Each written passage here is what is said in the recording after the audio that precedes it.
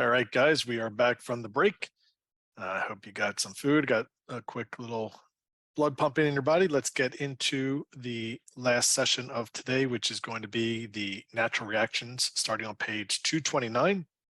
This should last just about an hour, just maybe a little bit less, 55 minutes to an hour.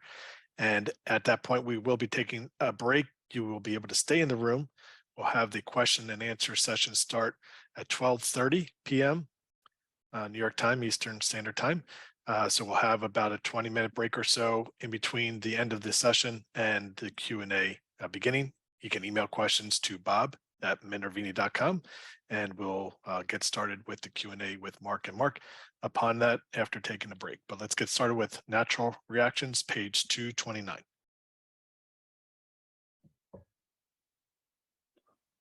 Okay, welcome back. 2022 Master Trader Program here with Mark Ritchie.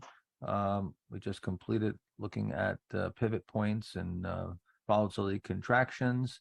We're going to move on now to looking at or what you need to look at and dissect and gauge after you buy the stock and it moves through the pivot point.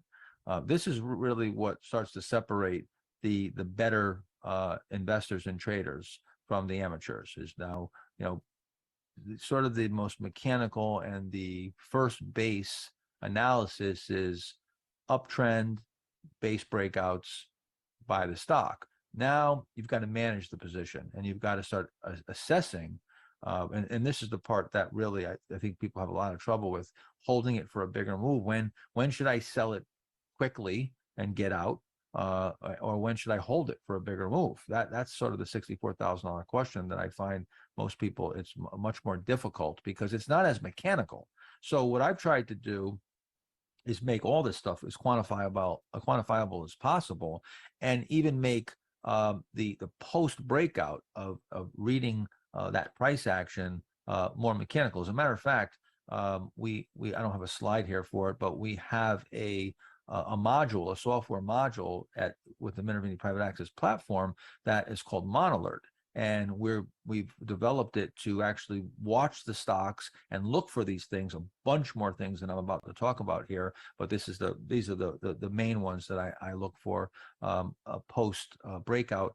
And we're also now developing, which we're going to have in hopefully in just a couple months, we're going to have charting where this will be overlaid and it'll actually do a lot of the work for you, where it'll start watch the stocks and look for these very confirmations and violations. So the first thing I want to talk about, well, actually, I don't know why this slide's in order. I'm going to actually move that up. So 230, slide 230. So I met a gentleman by the name of Bill Berger, who managed the Berger 100 fund.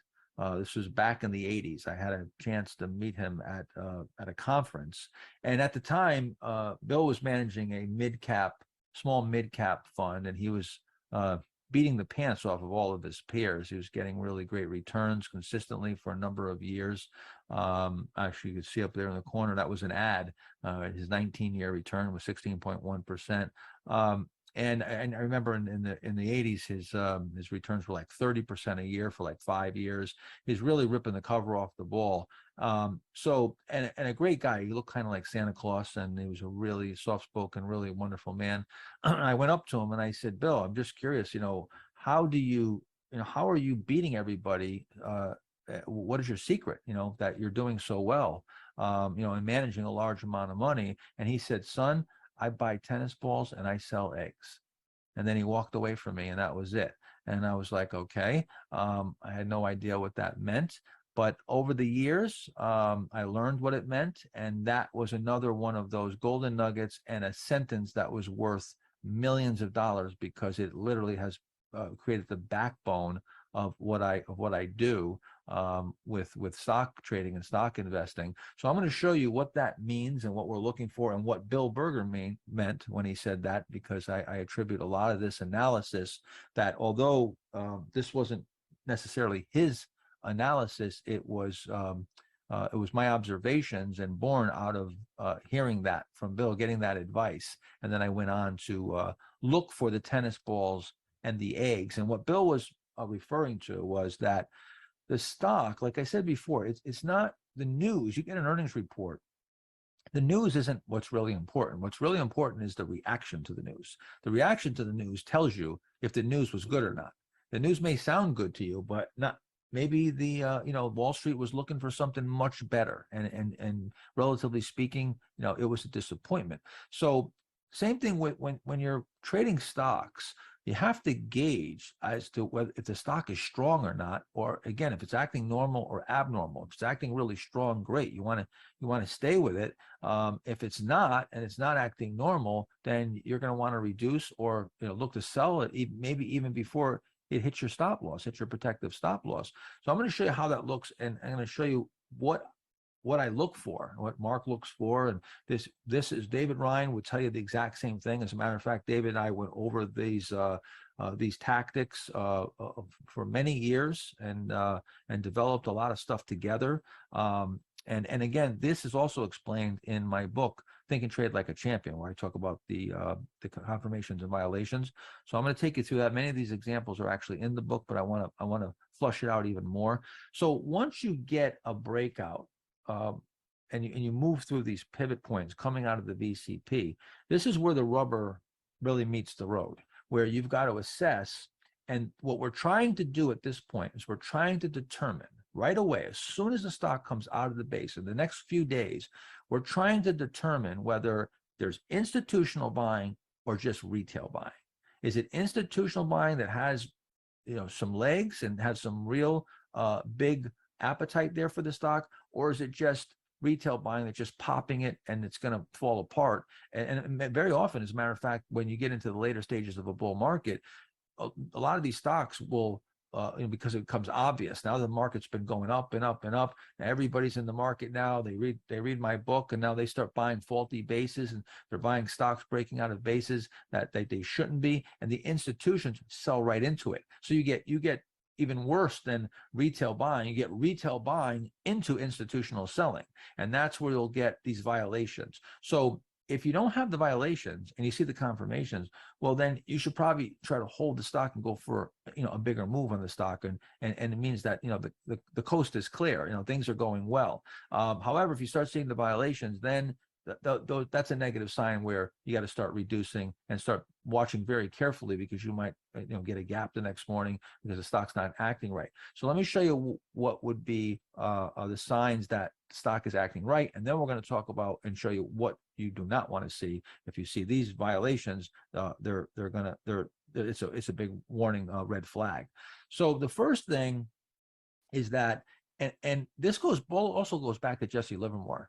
Jesse Livermore talked about natural reactions, abnormal price versus normal price. A natural reaction it goes right to the heart of what Bill Berger said, is that when you have a stock, it breaks out, it's going to pull back inevitably. Sometimes it pulls back right away. It goes up for a couple of days, comes right back. About 50% of your stocks will come back and undercut the breakout and undercut your purchase price. You'll be at a little bit of a loss. It's at that point, what happens there? Does the stock come bouncing right back like a tennis ball, or does it just stay down there and splat like an egg? If you dropped an egg on the floor, it doesn't bounce, right? So that's what Bill Berger was talking about. So assessing the post action after a breakout is almost more important than even the breakout itself, because this is where you really, like I said, the rubber meets the road. Now, the first thing you're going to look for is to see, are there multiple days of rally? Like if there's really an appetite for the stock, you're usually going to see 2 out of 3, 3 out of 4 days up right off the hop. You're going to the up days are going to outweigh the down days, and you might get a couple days in a row. Like for instance, right here, you'll see a couple days up here. This is of course Lululemon. This is where I was buying it, nice and tight right here. 1, 2 days up. Now this doesn't take right off, but it comes back here, drifts back. It comes right back to the top of the breakout, and then look how quickly it's right back into new high ground. And then you get 1, 2, 3, 4, 5 days in a row. That's tennis ball action. That's really nice tennis ball action. Then here, you move sideways a little bit. You have just one day where it comes down here, pulls back a little bit within a few days, back into new high ground, and bang, just off to the big gap up, huge tennis ball action. That's a stock that's acting right.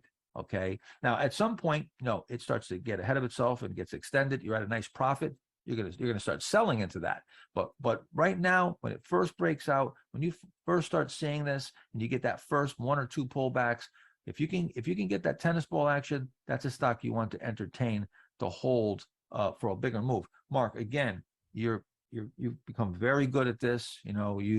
You're not quick. You're not one of those people who just short-term trade and you're scalping. You're playing. You're a true swing trader that trades for relatively large moves. In this day and age, people, anything over a day or two nowadays seems like it's a big holding period with all these machine guns in everybody's hands with brokerage firm accounts right on your cell phone.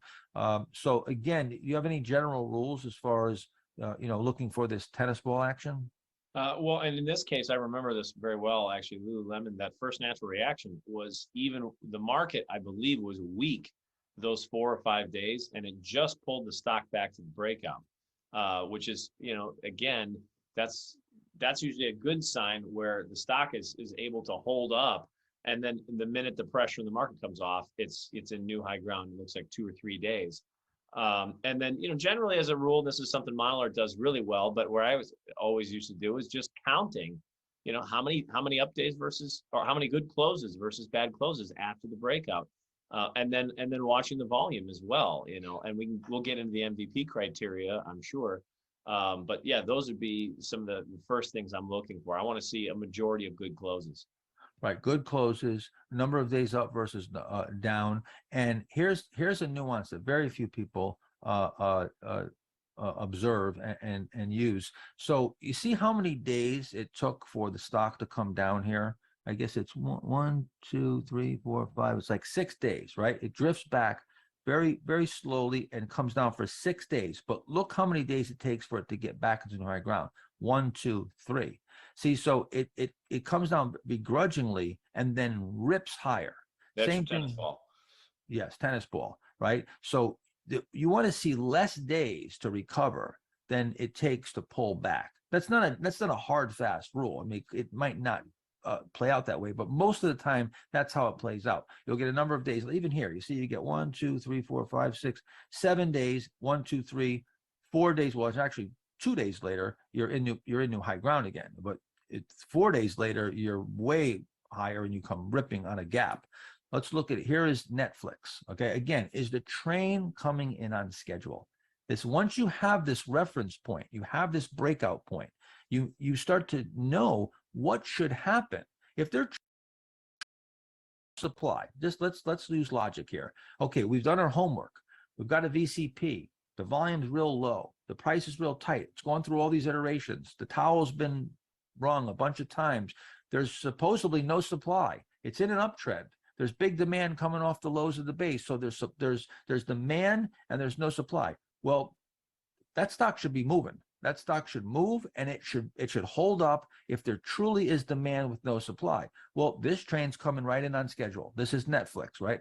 I'm buying it right here. It moves up. Now look, again, 1, 2, 3, 4, 5 days pullback, and just 1 or 2 days later, you are not only at new high ground, but you rip into new high ground. Now, again, you've got maybe a 7 day, 1, 2, 3, 4, 5, 6, 7 day pullback.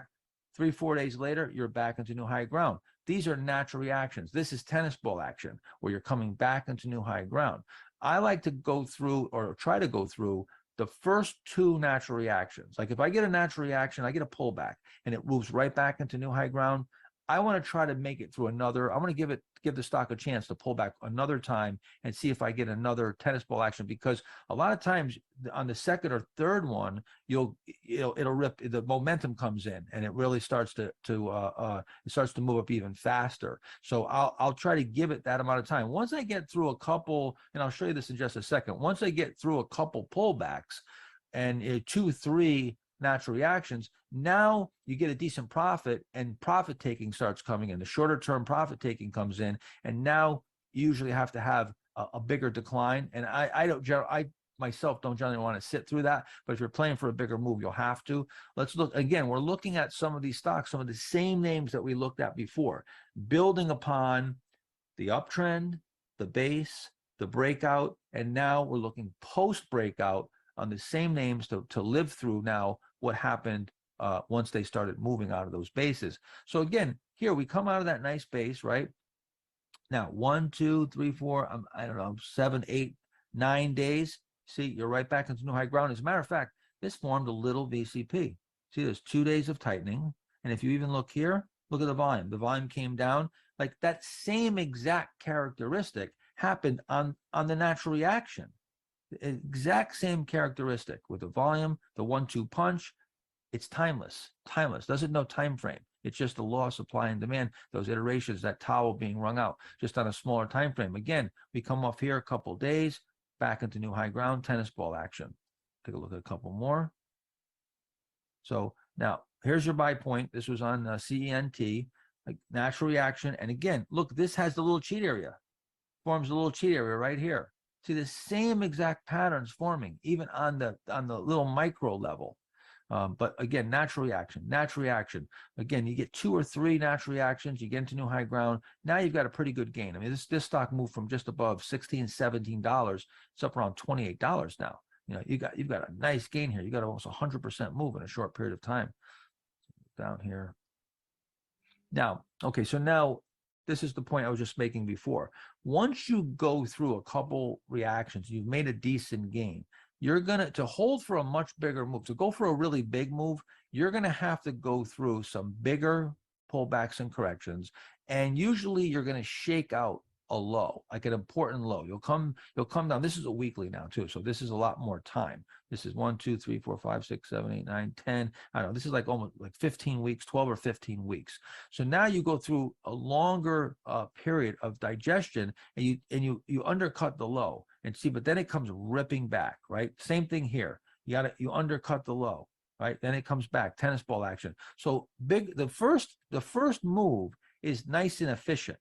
Then the volatility is going to start coming in because you're going to get profit taken.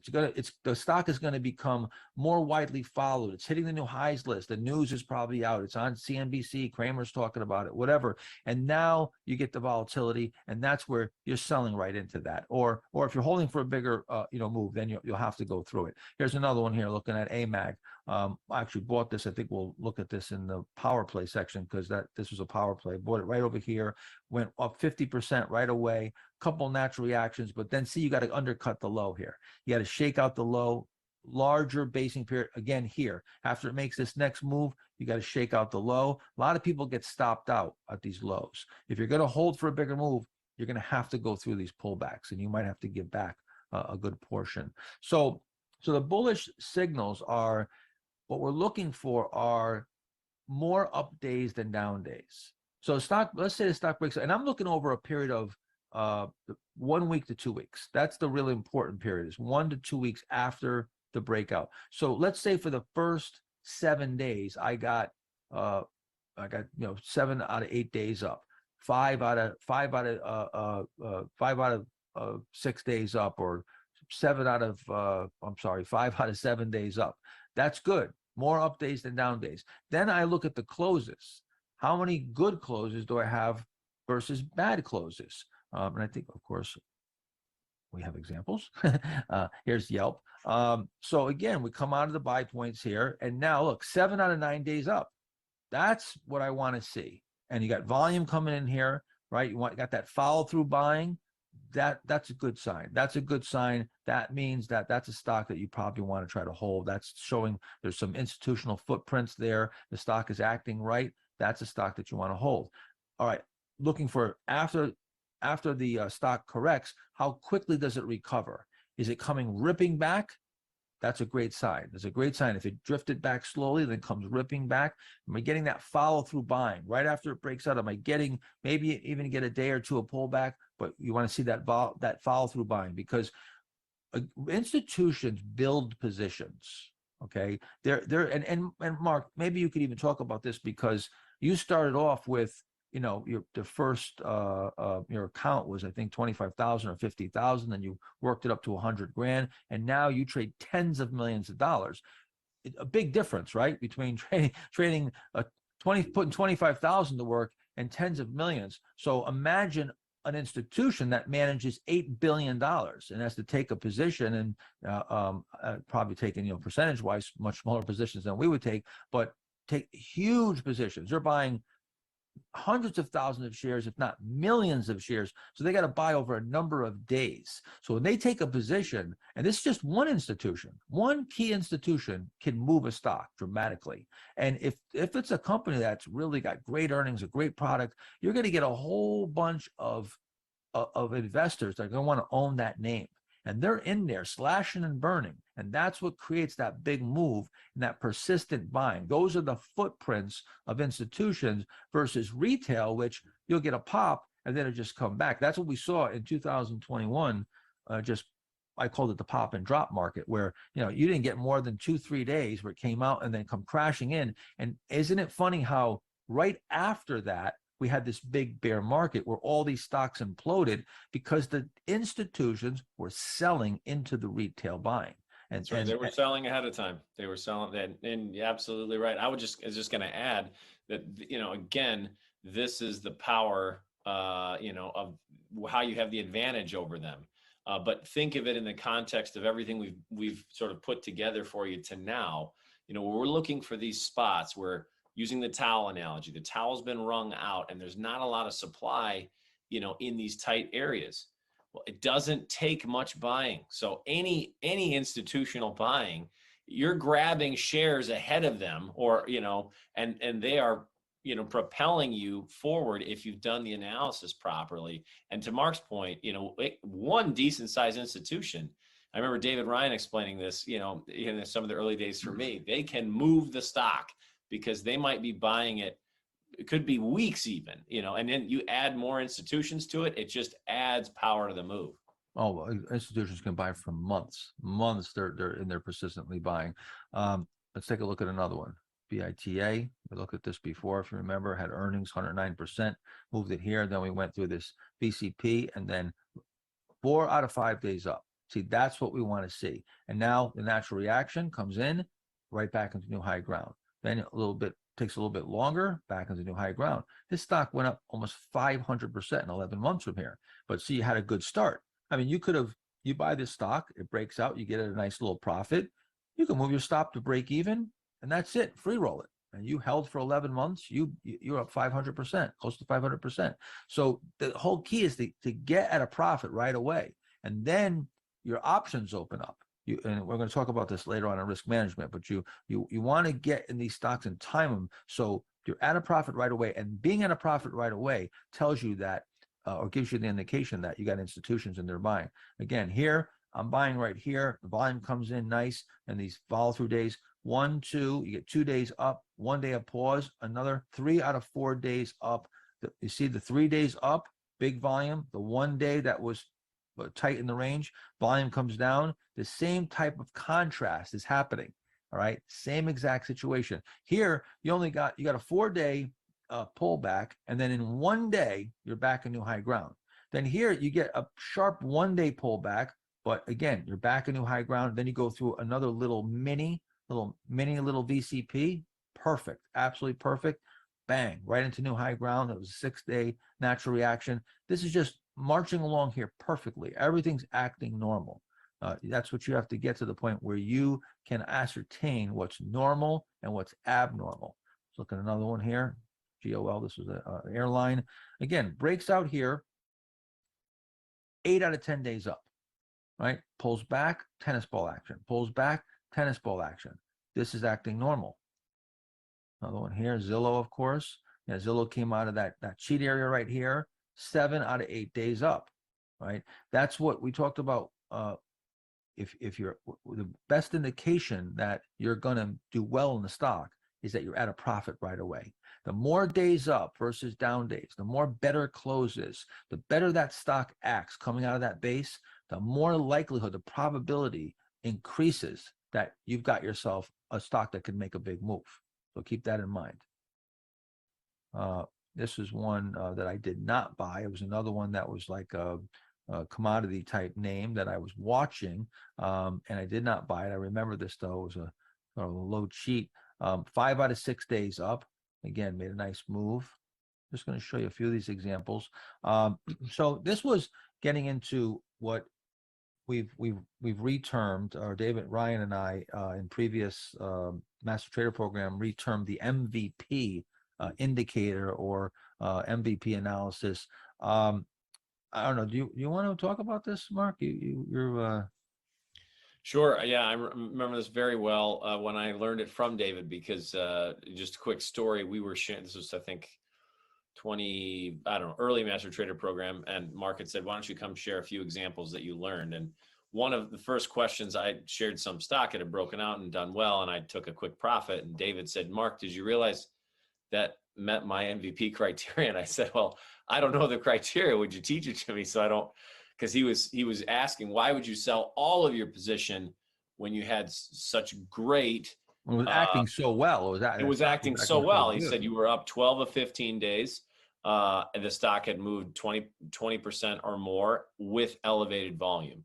And so I literally have this in that rectangle I have in my own handwriting in that year's Master Trader Program, basically saying if a stock is up 12 of 15 days on I think at the time he told me 25% or more increase in volume.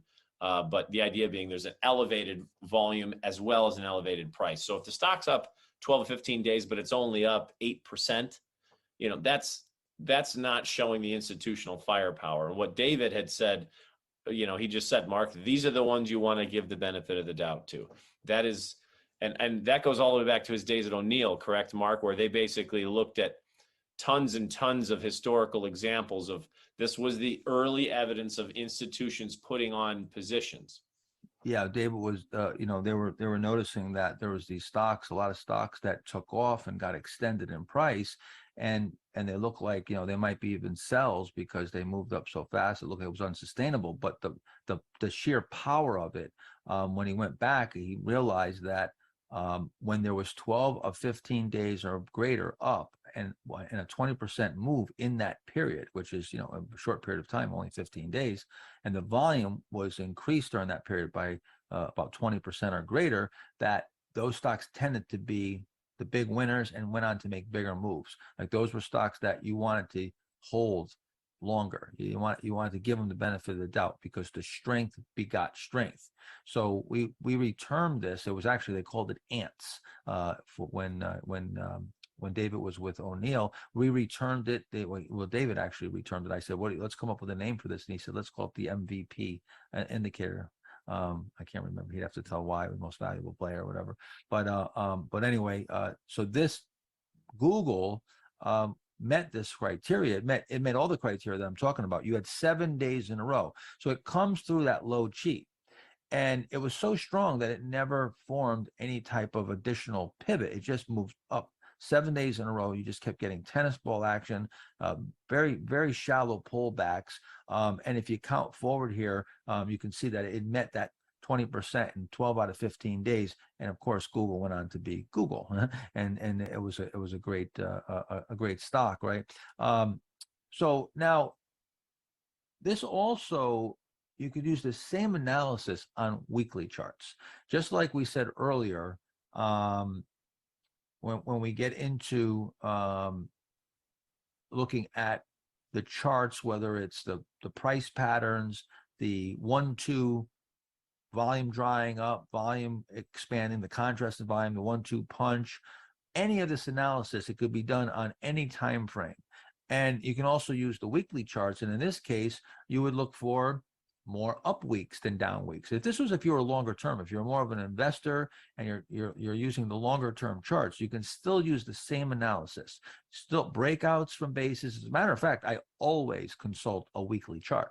When even when the daily sets up, I want to see the weekly. I want to see a good weekly chart too. So I always look at the weekly and the daily. But it's a great point, Mark. By the way, I feel like for those folks who are attending, maybe that are aren't going to do this full time, or they're just looking for good entry points. Like I said, for more of an investment type of account, I would use the exact same process If you told me I could only trade off a weekly, I'd still be looking for the exact same thing and run. And I look at a weekly and a daily every single day. But Yeah. my entry points would be the same. Absolutely. I mean, here's the weekly on Netflix, and a couple things that stick out here. First of all, you can see that it's up 6 out of 7 weeks. So just like the daily, that's a great sign. If you look at the closes, you got 1, 2, 3. You got like 3 good closes, maybe 1 bad close and 1 medium close. So the closes are better on balance. But then you drift back here. So you drift back over, I don't know, 1, 2, 3, 4, 5, 6, 7, 8, maybe 10 weeks. You drift back, you come right back to the breakout, which will happen.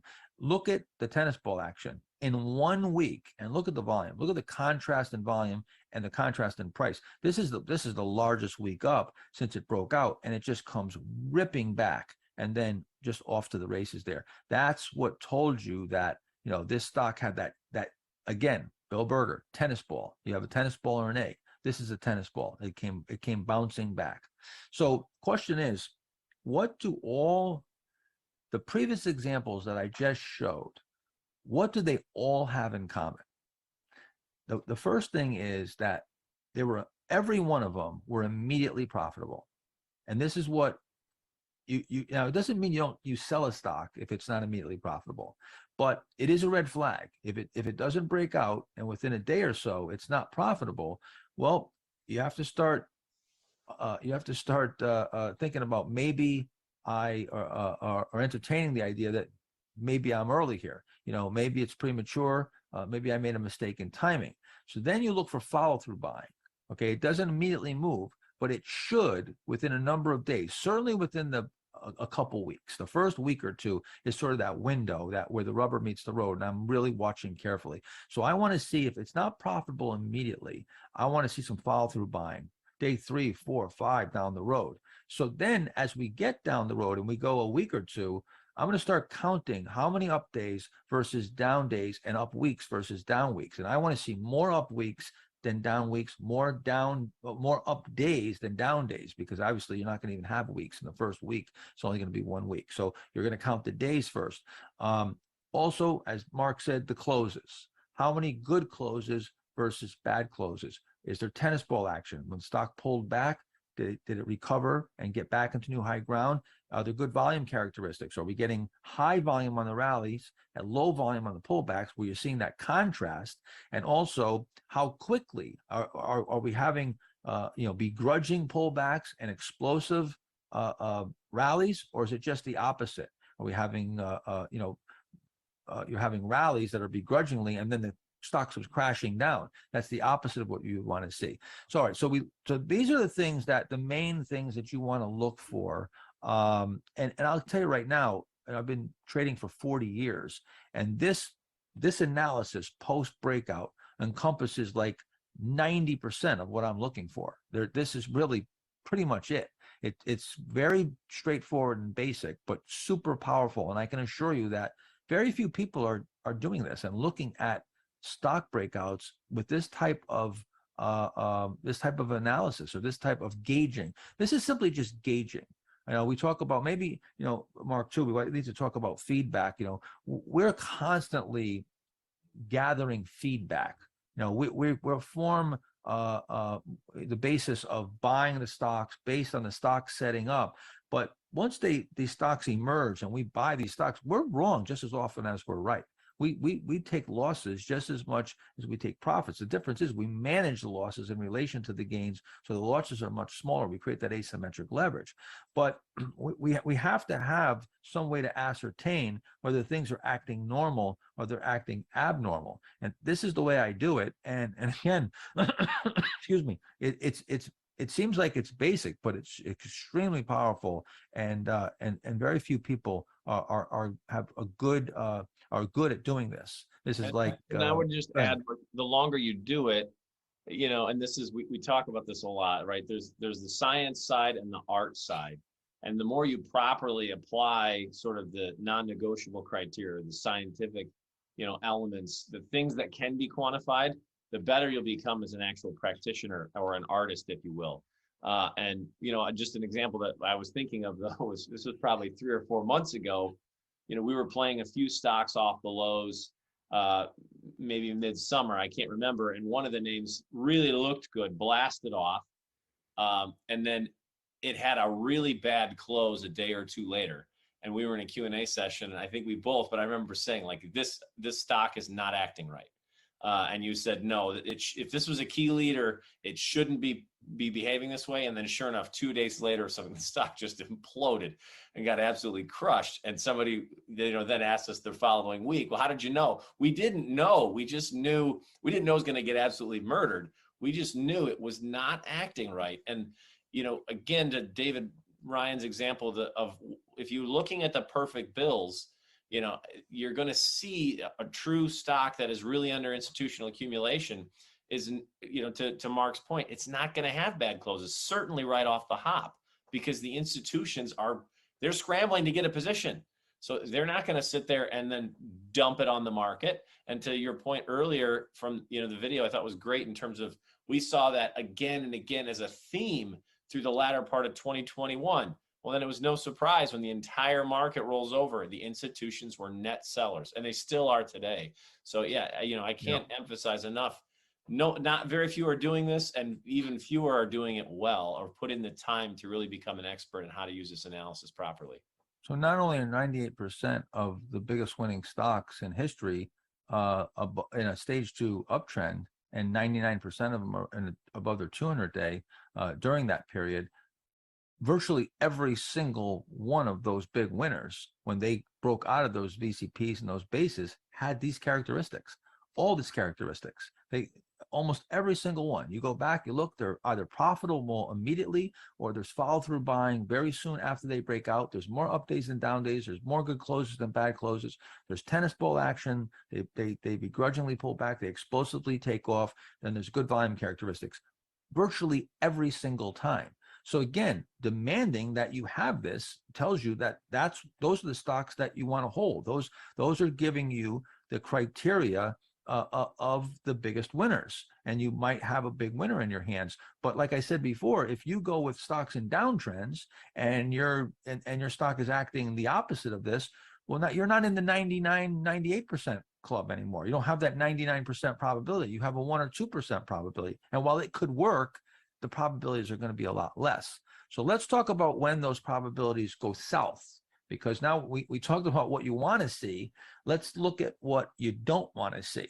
And again, I'm not suggesting that you sell the stock and you don't allow it to stop you out. You should, before you even enter a trade, you should already know how much you're going to risk, and you have that stop loss set. However, if I get a lot of violations starting to pile up, I sometimes will sell the stock even before it hits the stop, and very often I'll at least cut it back. If I got a lot of violations, the stock's really acting poorly, I'll almost always cut the position in half, and I'll take some off, and then if it stops me out, I have a smaller loss because there's some writing on the walls. Now, sometimes the stock is at a decent gain. It runs up real fast a day or two, and then it starts to act poorly, and I'm still at a profit. There's times where I'll even take, I'm just going to take a small profit here. It's not acting right, and if it shapes up, maybe I'll go back in it, see if maybe I can get another buy point at some point, and I'll just step aside, or I'll just take some off, and then I'll put the capital that I took off of that, the partial, maybe I take off half, and I put that into another position, and I buy a half position somewhere else of a stock, or force feed one of the stocks that's acting better and buy more of that one if it's still in a base, maybe coming through a second pivot, and then I'll use force displacement and force feed another one. So again, I know that's a lot, but let's take a look at the bear signals now. So low volume out, high volume in is one where, and I'm going to show you a few examples here. That's when the stock breaks out, and either there's low volume where you don't get much volume, or when the stock comes back in the base, okay, it comes back in, it undercuts the breakout, comes back into the base, you're probably at a loss. The volume is higher than the volume that it came out on. So even though it came out on high volume, the volume coming back in is even higher. That's not a good sign. That's not what you want to see when a stock breaks out. Also, I look for how many consecutive lower lows are made. And the reason why is that when you pull, when a stock is under accumulation from institutions, What they normally do, if the stock starts moving, they'll back away from it because now they're starting to defeat, the purpose of getting the stock at the price that they want. They start buying it at 100 and now it runs up to 105, 110. They don't want to chase it up. So they back off. And now as the stock pulls back, they'll go in there and they'll start adding to the position and they support it on the pullbacks. So you want to watch if you have supportive action because institutions will generally buy on 2 to 4 days down. As it comes back for a couple of days, that's where they'll step back up to the plate. And at that third or fourth day, you want to start watching if you get support. Lower lows, you get 3 lower lows, you start watching 4 lower lows. At that point, you want to see support. Now, let's say you get 5 lower lows, and then 6 lower lows, and 7 lower lows. Now that's acting abnormal. Every lower low after 4 lower lows, in my experience, and all the stocks, the thousands of stocks that we've studied, the probability lowers. And if those lower lows now there's closes below the 20-day or the 50-day moving average right after a breakout, not anytime, I'm talking about just right after a breakout coming out of a VCP. If you're below the 20, you're below the 50, and you've got the lower lows and you got low volume out, high volume in, and you start to have all those pile up, your probability of that trade working out, the probability that you have a big winner plummets. It goes way down.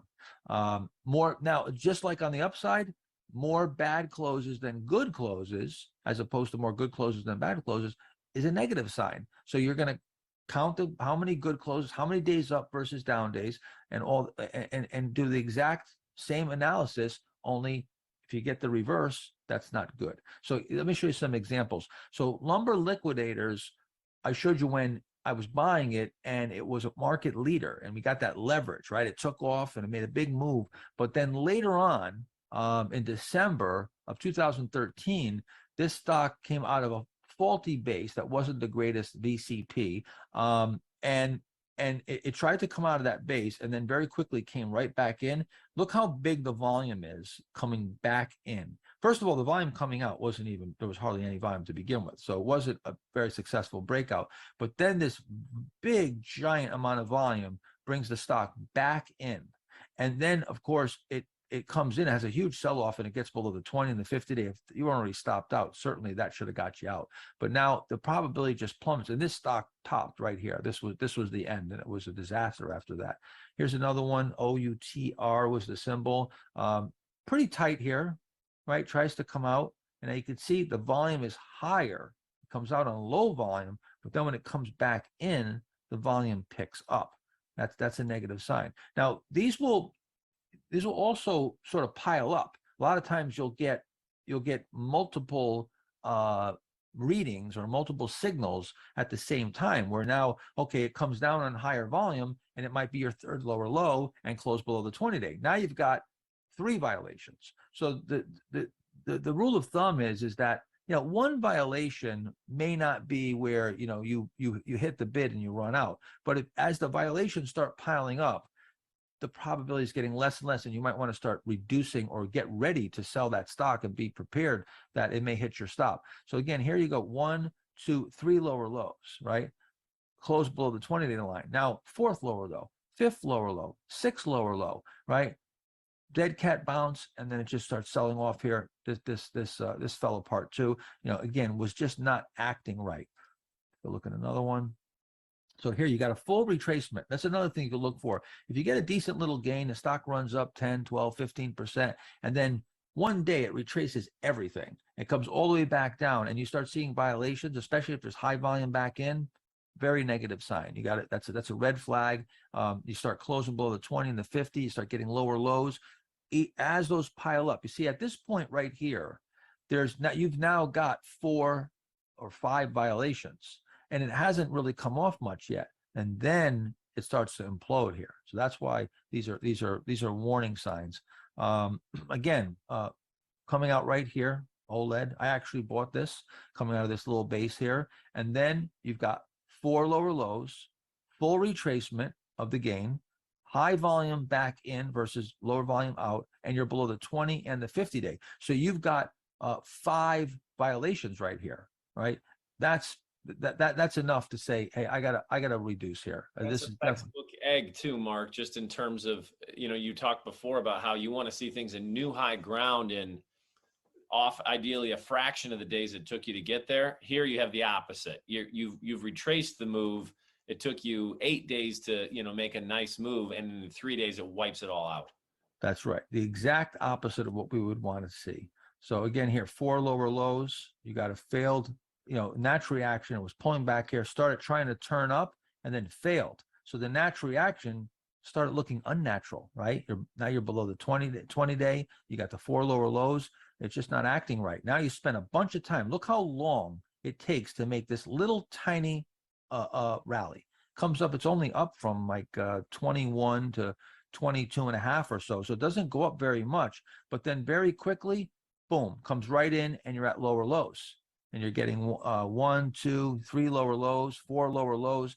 Again, just not acting right. If you weren't selling some here, you absolutely should be selling it over here and really and running for the hills.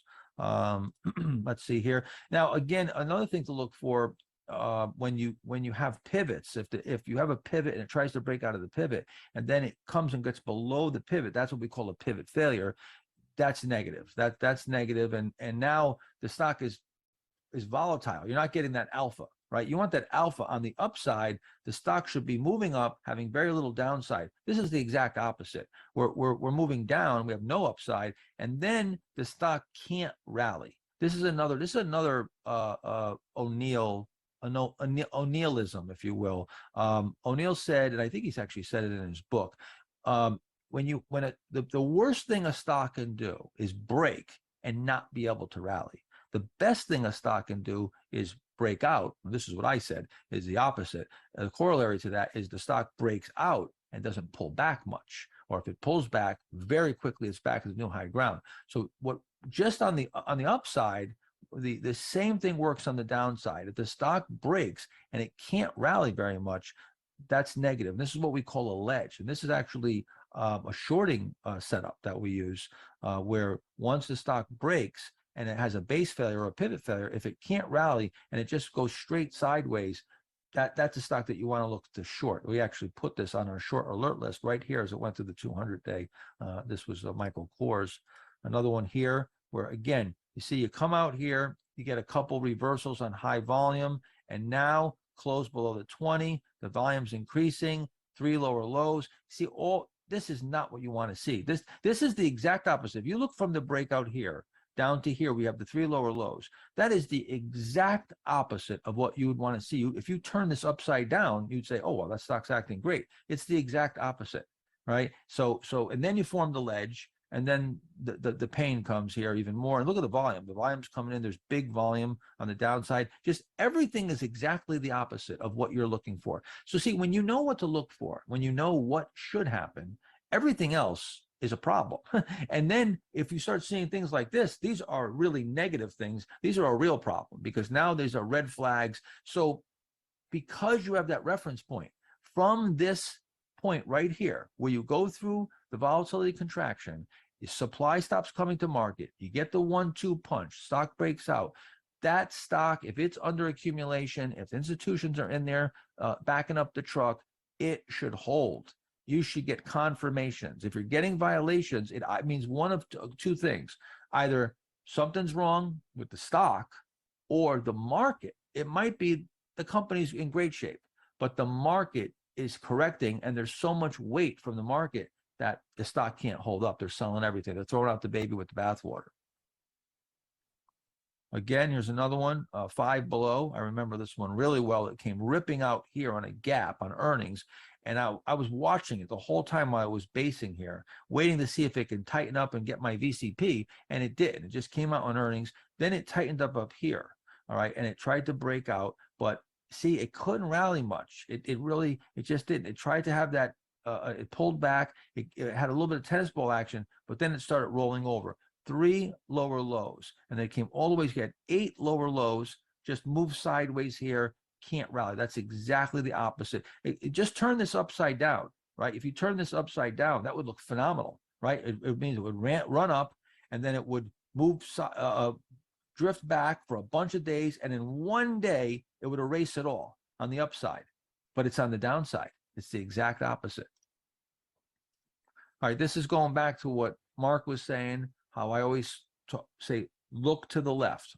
right? A one-way street. Think of being on a one-way street and traffic is coming from the left. So you always look to the left. When you go into a stock, you're going to look and assess the supply on the left side. This is a real skill. This is something that it's hard to quantify. You have to ascertain how deep the correction is, how close the supply is, and then the price action at various levels. And now when you're setting up all around the high, it's a lot easier because you're just looking at that one level. So here in this instance here, you've got this primary base here, and right here, it tightened up pretty nicely here. Tries to break out, but look at that. Boom, comes in. That's not what we want to see. Comes back. Now it's volatile. It comes back up to that level, comes off again, and now here's the ledge, right? Breaks down, and now it comes off here, and it just falls apart. But take a look. Look at where it reverses every time it's at that level. It's clear supply that level. So what would you want to see? You would want to see tightening. You want to see the price tighten up around that level, because that would give you the indication. If you got tightness in price, let's just say, over here, right here, after you bumped up against this level a bunch of times, it tightens up right near those highs and the volume comes way down. Well, that would give you an indication that this supply that you're seeing has stopped coming to market. And now when it moves through there, I'm getting through that level and I've got some evidence that supply stopped coming to market. Now I'm gonna step in and I'm gonna buy that stock maybe. Mark, just to point out too, that breakout attempt, I played this one on that day. And you can just see this is clearly not being accumulated by institutions. This is why, look at that reversal. And you don't need, I think I sold the whole position on that one day because, it was just, when you reverse that much on big volume, it tells you, if there are institutions, they're selling it, they're not buying it. Right. And looking left and seeing that there's some, over here, this is the areas where it reversed from here, it reversed from here. That doesn't mean that you don't buy because it's going into that area. It means that you watch carefully on how it acts when it approaches that area. And if it doesn't act right, then that's telling you that supply, there's still supply there. There's still selling or sellers there. So this was a stock that broke out here of a really perfect little cheat area, real tight. And the point here is that, first of all stocks are risky and you got to be careful no matter what the stock is. But the real key is that the stock could look great. It could set up perfect. And because the market might be weak or there's going to be some surprise news, number of reasons, we usually won't know the reason until in hindsight. If you start to get those violations and you start hitting your stop, you got to get out. You got to get out. This stock went down 99% in just 3 months. And I've seen stocks, there was one called Future Healthcare. I think it was FUTR. It was in the 90s, like 95 or something. I was going to buy it. It was setting up, and I didn't buy it for whatever reason. I can't even remember. And the next day, it gapped down. It gapped down 80%. It was a disaster. So position sizing, we're going to get into that later. That's one way that you mitigate some of that overnight risk. But when you get these clear-cut red flags, you got to heed their warnings. Now, real quick, let's, just like I did before with the upside, with the confirmations, what do all the previous violations have in common? Same question I asked for the confirmations. One, every single one of them did not have follow through. There was no follow through buying. After they broke out, a mediocre rally attempt, and then they ran right into selling. They all had more down days than up days. They all had more bad closes than good closes. Instead of good bullish volume dynamics where you had volume on the upside and low volume on pullbacks and contractions, it was just the opposite. You had volume on the downside and you had low volume rallies. And they all had reversals. They all closed below the 20-day, the 50-day, soon after the breakout. And there was no tennis ball action. Like that example I showed you, if I said if you turned it upside down, it was the exact opposite. It was a tennis ball action going down. You turned it upside down, it would look great, but it didn't. The stock was an egg, and then it accelerated to the downside. So comparing and contrasting these, if you go back and you look at these charts, look at these examples, and then as you start trading, compare and contrast what the violations versus the confirmations, you're going to find that your best trades are going to have the confirmations, your worst trades are going to have the violations, and you'll start to be able to see this and recognize this in real time. So with that, we're wrapping up here. I'm not sure if we're finished for the day, if we've got one more, but we are going to take a break. So we'll take a break here, and then I'll see you for the next section. All right. Thanks, Mark. Appreciate it. Great stuff. Yeah. Okay, guys, that is the conclusion of the natural reaction section and the curriculum for today. What we will be doing is answering questions and answers live with Mark Minervini and Mark Ritchie in 15 minutes. That's 12:30. Mark does have a 15-minute timer that we'll put on here for you. And with that said, do email your questions in to bob@minervini.com. I will just share with you right off the bat here. There are more answers or more questions than we are going to be able to answer. It happens every year. What we try to do is get the vast majority of the most common questions that we ask or that are asked. So just be prepared for that.